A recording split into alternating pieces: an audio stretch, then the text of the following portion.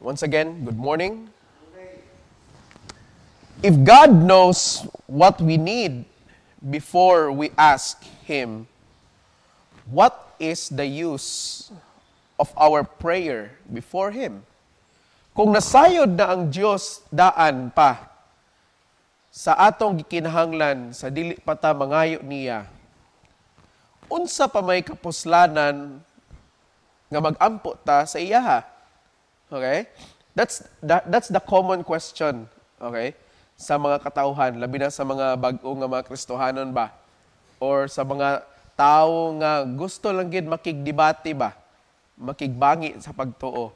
Nga, kung kana ang inyong Diyos nga inyong gialagaran, Diyos manay na nga gamhanan, nasayod sa tanang butang, nakakita sa kasing-kasing sa tao, unya, kung nakabalo na siya daan sa atong gikinahanglan sa wala pa ta nangayo, okay? Nga naman nga magampo pa ta niya. Okay? The answer is this, maning tubag. Because it is through our consistent prayer life that we get close to God. Pinaagi sa atong mapadayunon og lig-on nga prayer life, okay?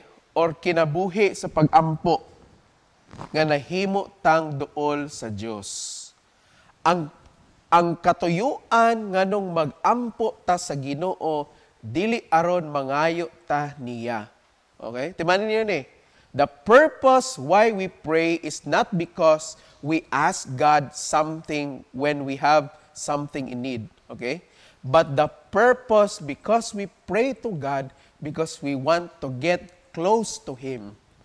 Kay gusto ta maduol sa Dios.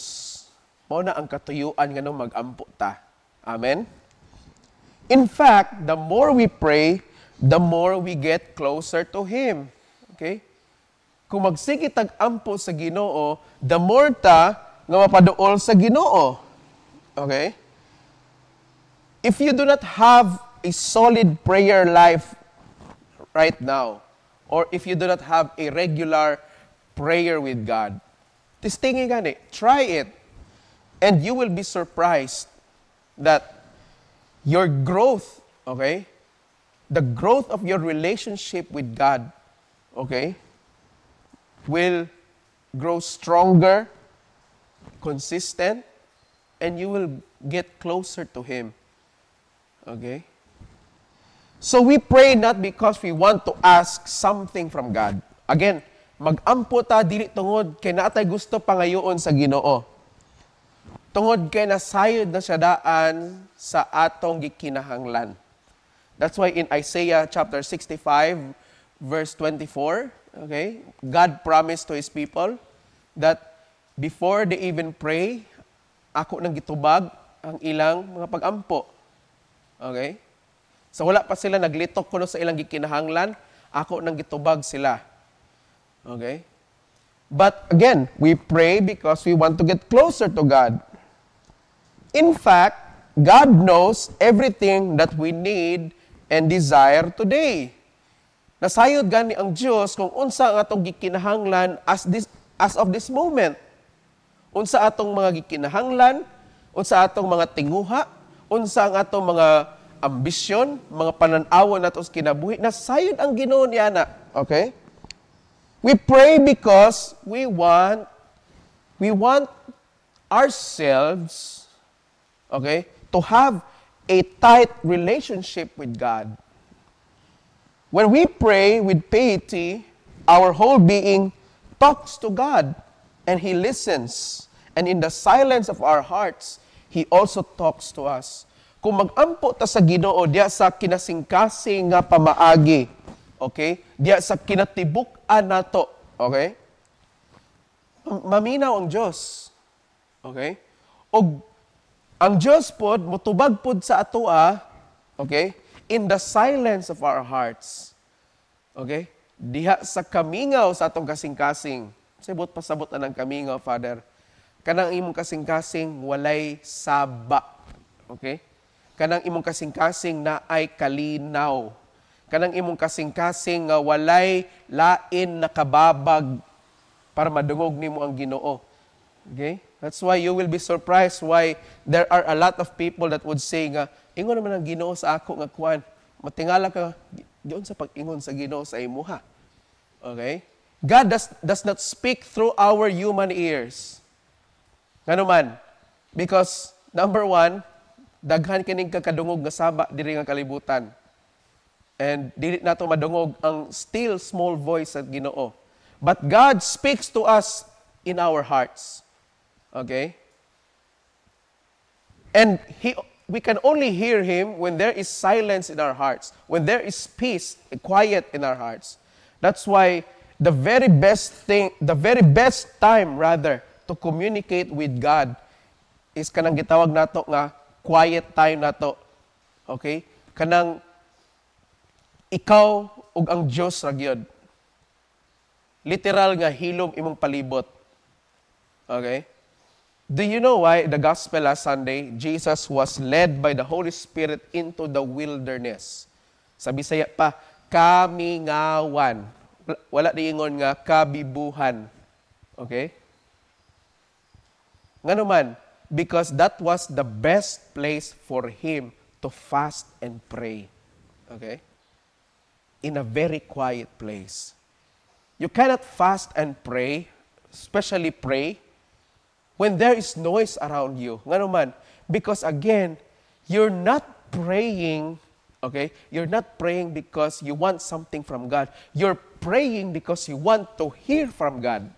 Nag-ampo ka tungod kay gusto ka makadungog sa Ginoo. Amen? Okay?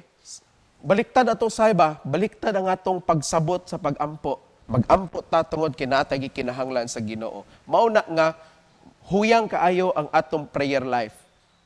Okay? Ga-pray lagi ka, ga-ampo lagi ka. Pero dili solid, huyang. Okay?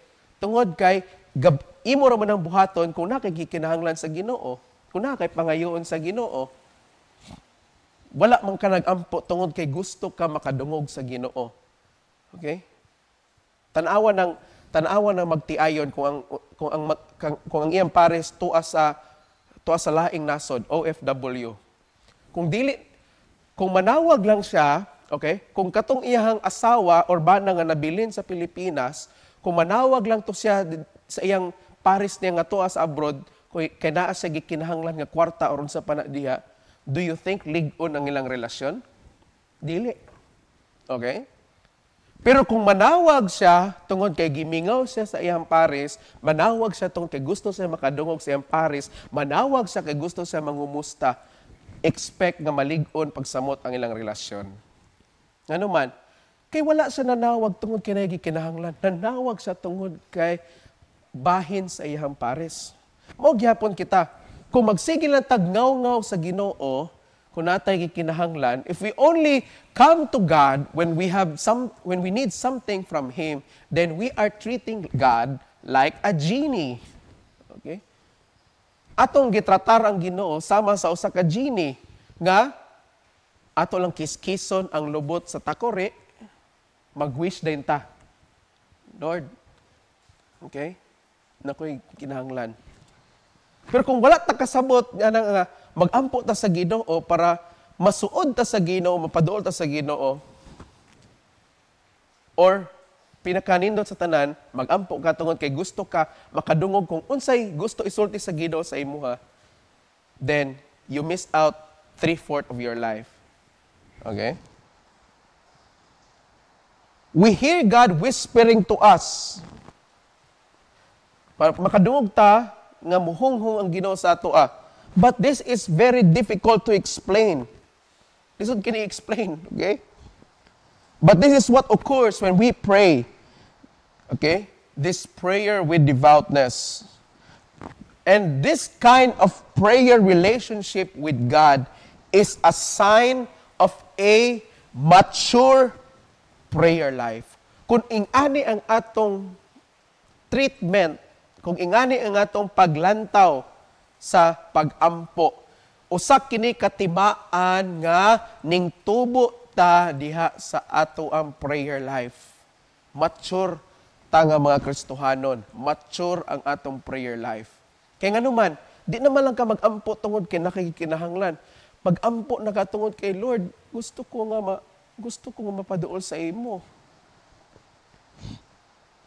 For example, again, in a married life, sa usa ka kaminyoon, the marriage bond is strengthened by frequent communication between husband and wife. Ang usa ka kaminyoon malig-on na pinaagi sa kanunay nga communication between the husband and the wife. Okay? Kanang magtiayon nga talagsa ra mag-istorya bisag naa silang balay, bisag nagtapad na silang higda, pero di sila mag-istorya, ayaw pag-expect nga maglahutay na ng kaminyoon. Okay? Ayaw mo mag-istorya kung tingbayad na sa tubig, tingbayad na sa kuryente, tingbayad na sa tuition, ha? Tingpalit na sa sudan, bugas, ayaw mo magtingganay, dili mo magtingog, okay? Kung kamura duha, okay? Ay, pagdahom nga mulahutay na. Because through this regular communication, they both mature in the marriage covenant relationship. Kaya pinaagi sa ilang sigig hinabi, mutubo sila sa ilang kaminyoon. Okay? And until such time that they know and understand practically everything about themselves, even without verbal expression. Kaysa sige nilang hinabi, bisan pag magtinanaway ra na sila ang magtiayon. Pero kasabot na sila unsay buot ipasabot sa usag-usa. Okay? Bisan pag tanaw na niya na, ang bana tanaw niya yung asawa, makasabot na siya nga, kanina suko na ni, kini namahay na ni, kini nalipay gid ni. Ngano man, kay bisan pag di na sila magtingganay, tungod kay naanad na sila nga sa sigig istorya, hinabi, communicate. Okay? Ing-ana na sila kasuod. Okay? This is the same with our prayer life.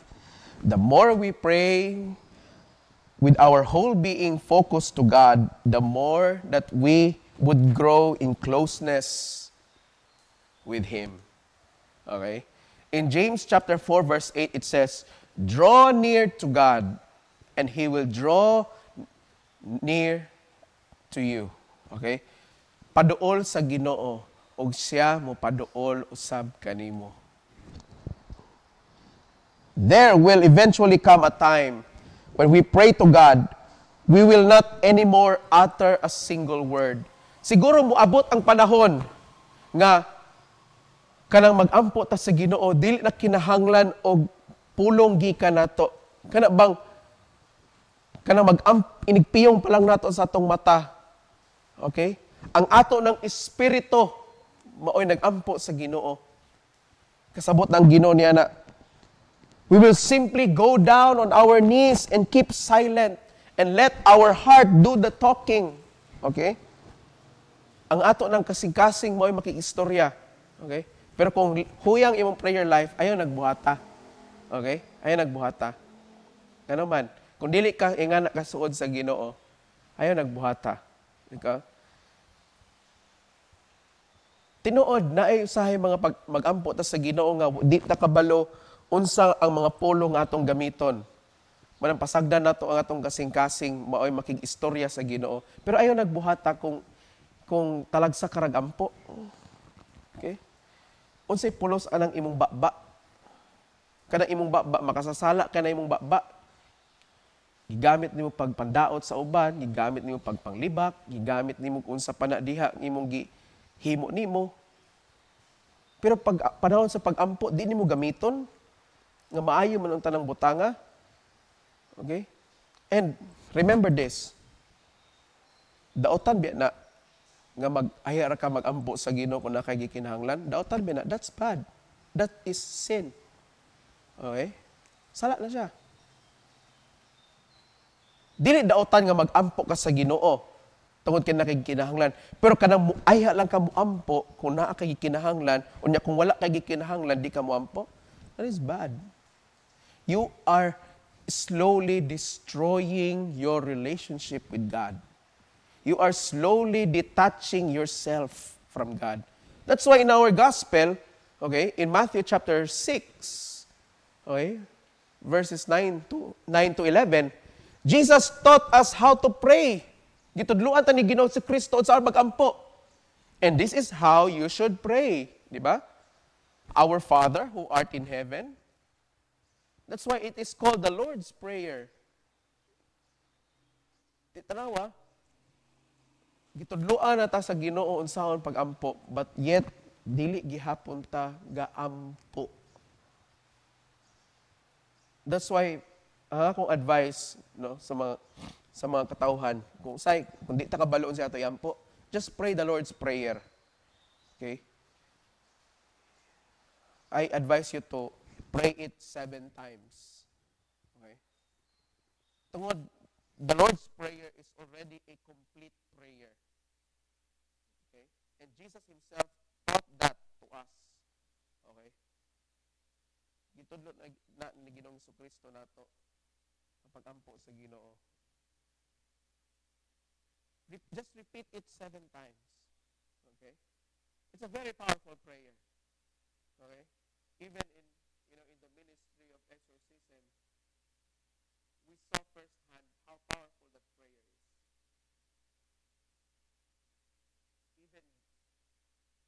Even Satan and all his minions cannot stand that prayer. They would always shout, Saba, okay, undanga na, and they would cover their ears.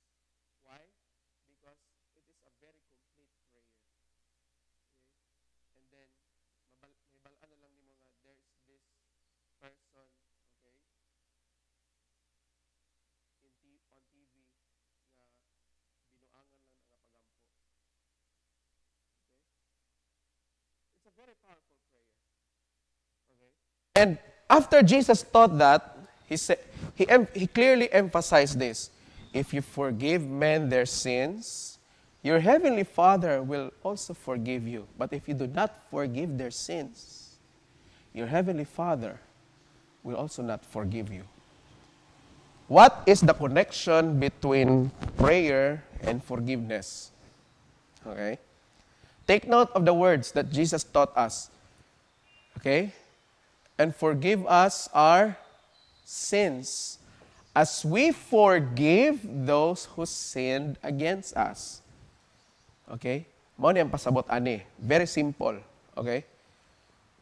Kung giunsa nimo pagpasaylo ang imong isig kataw, maupod na nga pamaagi nga pasayloon ka sa Ginoo. Okay? I'll give you an example. Nakaaway nga tao. And you are so mad at him, so kay ka sa iya. And then, mingon ka nga, sige, gipasaylo na tika, pero ayaw na pagdahom nga mabalik pa nga kung pagsalig sa imo. Ayaw na pagdahom nga masuod patabalik. Question, tinuod ba na nga pagpasaylo? Okay? And then, here is the part that you need to realize. Giinganan nimo sa pagpasaylo. Giingnan nimo sa nga, gipasaylo tika, pero dili na mabalik akong pagsalig sa imo. Dili na ta mas may imong suod. Okay? Dili na ta amigo. Unsa giingon sa Ginoo? Forgive us our sins as we forgive those who sin against us. Okay, kung giinganan nimo pagpasaylo ang imong isig kataw, inganaon pud ka pagpasaylo sa Ginoo. Okay? Example, Deacon Jonel, inganaon, pasayloon tika, pero ayaw na pagdahom nga magsalig pa ko nimo. Ayaw na pagdahom nga masuod pa ta. Shocking, right? Ngano man. Giingana man nimo pagpasaylo imong isig kataw. Klaro kayo atong ibanghilyo karon. Okay? Daghan kitag mga false precepts or false understanding of what really forgiveness is. Mali nga pagsabot may tungod sa pagpasaylo. Okay? Abi na to nga kanang pagpasaylo nga gipasaylo nimo siya sa iyang nabuhat pero dili na nimo siya amiguhon. That is not forgiveness. Nabuang ka? Dili na pagpasaylo. So kung giingana nimo pagpasaylo, so imagine na ignon ka sa Ginoo ana. Gipasaylo te ka pero di na kalimtan na ti ka. Ha? That is not forgiveness, my dear brothers and sisters. Forgiveness is you forgive the person who did something to you, but yet you continue to welcome that person in your life.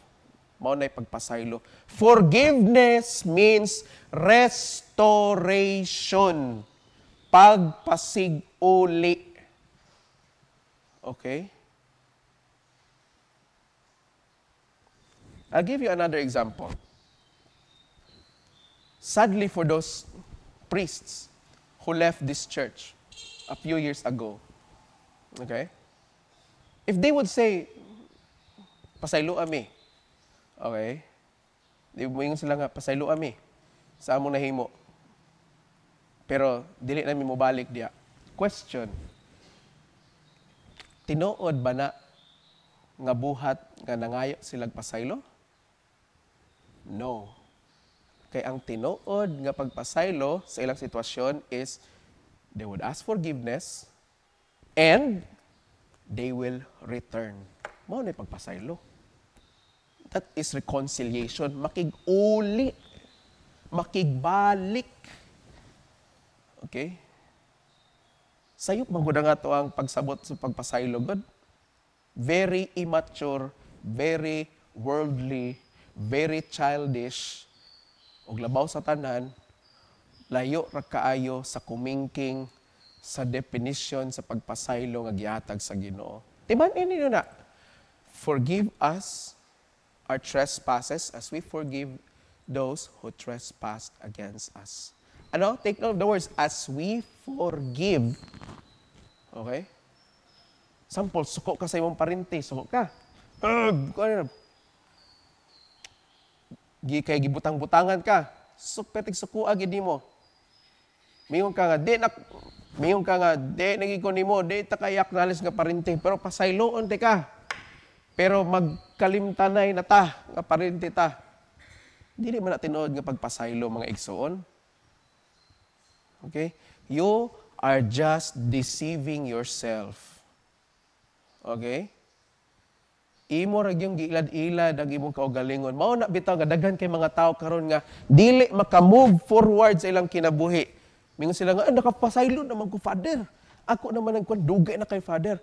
Pero ngano man lagi the next time nga madungog nimo iyang pangalan, mahisgutan nimo siya, ngano magsakit pa man ang imong kasing-kasing. Ngano man kay ngano man imong gilad-ilad ra imong kaugalingon. Ang tinuod nga pagpasaylo is you let go. Okay? And let that person come back in your life. Father, bisag sakit kayo yung gibuhat? Yes. Nga naman, it is not you who can judge. Okay? Timan dili ikaw ang hukom. But Father, I just want to protect myself. I want to protect my peace. That is not your peace. You do not own yourself. You are God's. Kanang imong kalinaw, nga imong giangkon nga imuha, that is not yours. That is God's peace.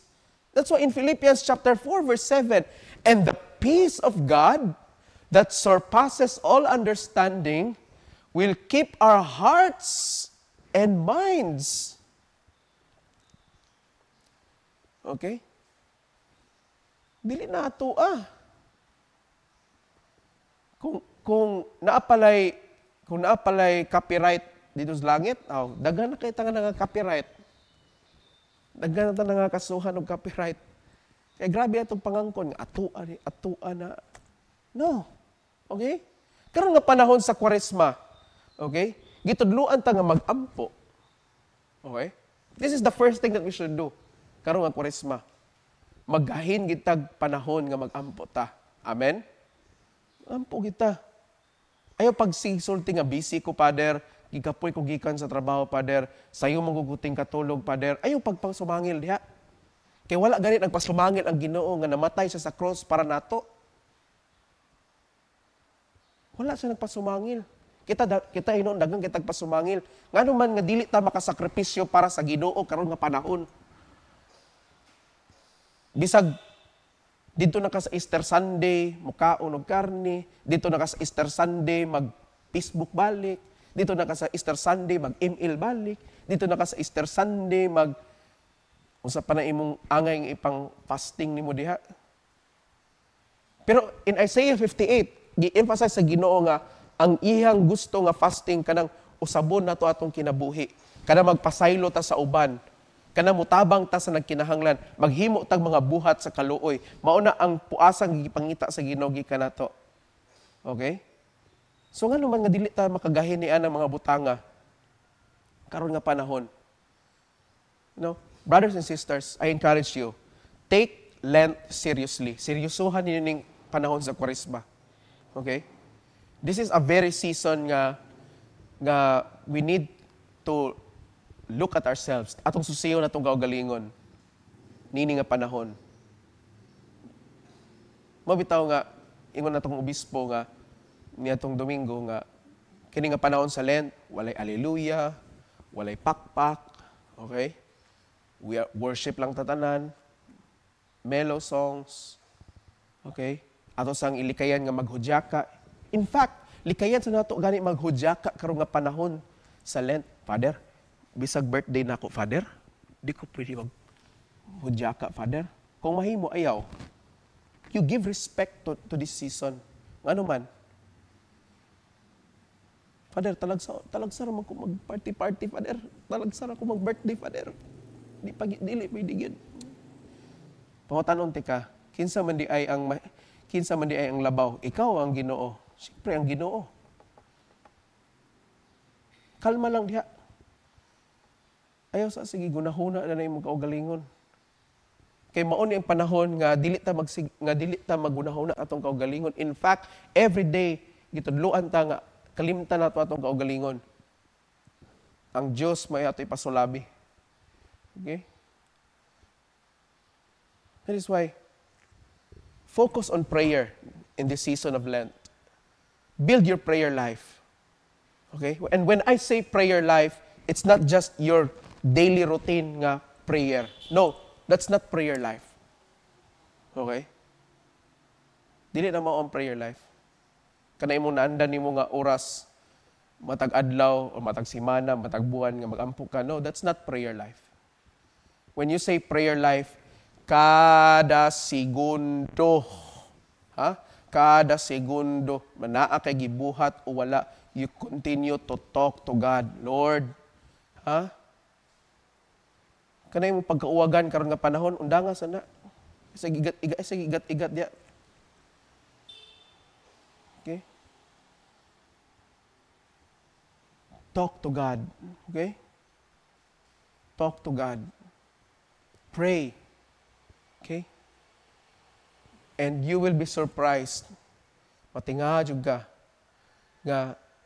Matingad ka kung unsa na di ay kakalayo sa Diyos. Okay? Before I was ordained, way back 2021, because our ordination was April 23. So, a month prior to that, okay, it was Lent. And there was a heavy baggage in my life. It was so heavy that I've been trying to avoid it for the past 4 years during that time. Previous, okay? 2021, patras. 4 years. It was so heavy.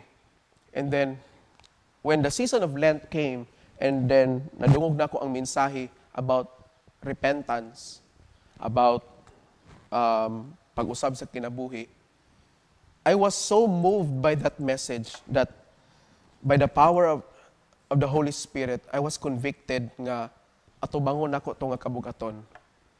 And kato nga kabugaton is not in a form of anything else, but it was a form of a person. Okay? A person who was very close to me. In fact, a relative who was very close to me. Okay?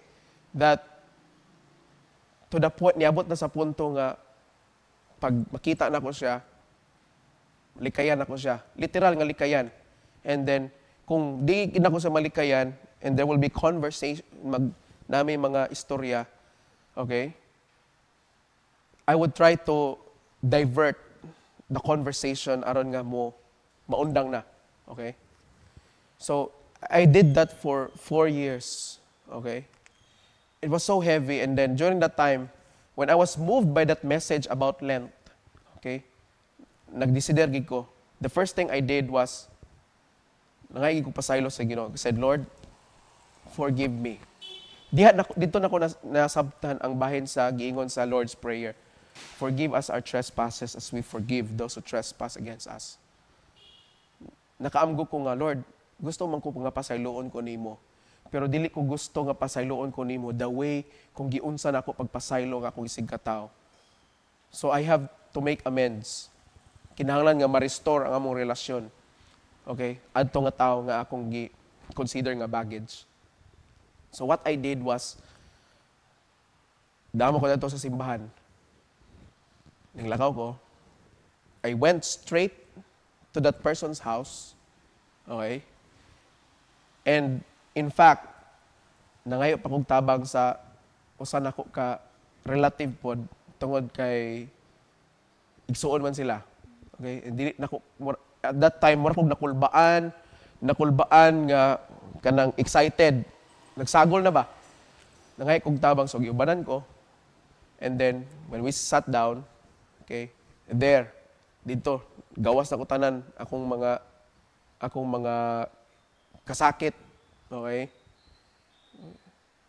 And then, look how merciful and forgiving God is. Taas kayo ng akong istorya. But these were the words that person said to me. Mano yung gisulti nako, ningon siya, Agoy, kung nagsulti pa lang di ay kanako ni Ana 4 years ago, di na unta ka mag-antos karon. Pasaylo ako. There, release, tanan. So, nagkauli gid me. Okay? Na-restore among relasyon. O gikan dito, okay? Gikan dito, my ordination went smooth. Because during that time, that was the hindrance of me nga ma-ordain pagkapari. Because I felt unworthy. I felt dirty before God. Lord, pari, may akong pari. Magsangyaw ko bahin pagpasaylo, pero ako mismo, na ako'y dala-dala, di ko makapasaylo. Grabe. So what I'm trying to tell is, again, take Lent seriously. Ayaw ninyo ihikaw ni nga panahon sa inyong kaugalingon. Pag seryoso mo. Because God is always ready to forgive us. God is a merciful God. God is something, okay? God is someone that will not hesitate to give us His mercy and grace as long as we come to Him. Okay?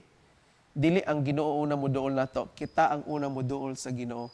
That's why, if you have those people in your life right now, nga you think nga inyo na napasaylo, but the very mention of their name, agkasakit gyapon ka, you have not truly released forgiveness. You are just deceiving yourself. A person who cannot forgive is a person imprisoned in his past. Ang tao nga dili makapasaylo, mao kana ang tao nga nabilanggo or napriso sa iyang kagahapon. Do not be imprisoned in your past because God has prepared something for you in the future. You cannot go to your future if you are still trapped and imprisoned in your past. Okay? Ask God for strength. Lord, tabangi ko Ginoo. Okay? Nga mahimo nako ning mga butanga karon nga panahon.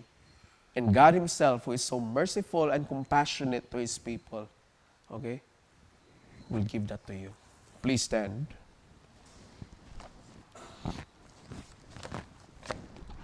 Let us together profess the apostle.